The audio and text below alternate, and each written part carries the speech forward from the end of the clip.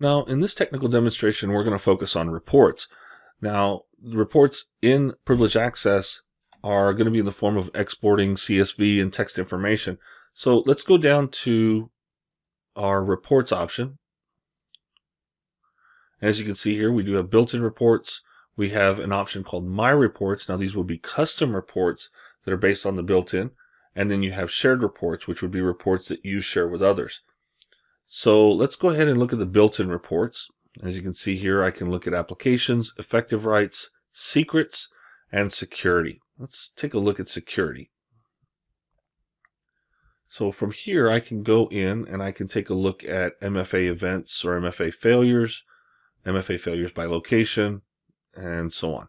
So let's take a look at MFA events. So let's go ahead and leave that intact and we'll press OK. And now, as you can see, I have a number of events that took place regarding multi-factor authentication. I can go ahead and use the Actions option, and I can copy this information. I can look at the details of this information, or I can export the report. If I want to export the report, I can use CSV or an Excel format. Now, I'm not going to actually export this report. I'm going to go ahead and press Cancel, and let's take a look at the other options. If I go back to the Actions menu, I can go to Details, and under Details, it will give me additional information regarding this report. So this opens up a report builder that identifies the data dictionary and the editor in which this report was based off of. Again, this is using a PostgreSQL database, so this is nothing more than a SQL query that provides that information. I can set parameters. So you can see here a start and end date that we saw earlier. I can also configure settings where I can validate the report on a save, and then I can set permissions for this report to provide additional information. So if I want to create a new report, I click on the New Report button, and now I can give it a name. We'll call this one Custom Report, at which point now I can use the Report Builder to pull information from the data directory and apply it to a specific script that will be run against the database. I can still set parameters and settings accordingly. I can also use a preview option to take a look at the information. Now I'm going to go ahead and return.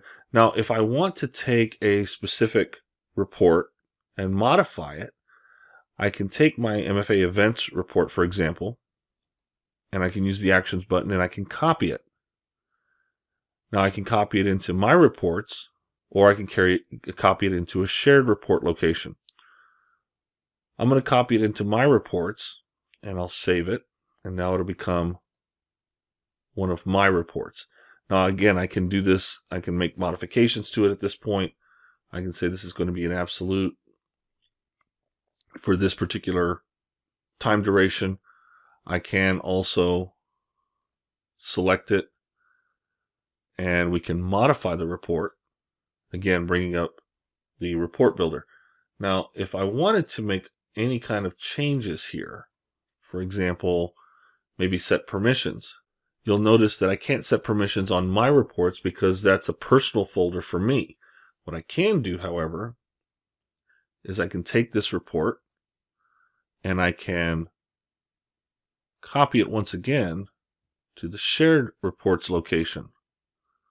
So we'll call this one shared MFA events. And now under my shared reports, I do have an MFA.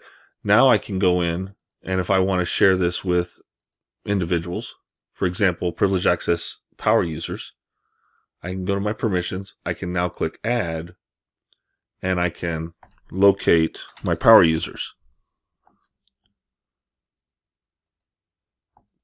And now they will have access to view this report. So as you can see, there are a number of ways to work with the reporting options within Privileged Access Service and the Identity Portal. If you're familiar with the PostgreSQL database options, you can build custom queries for custom reports based on the schema that's available.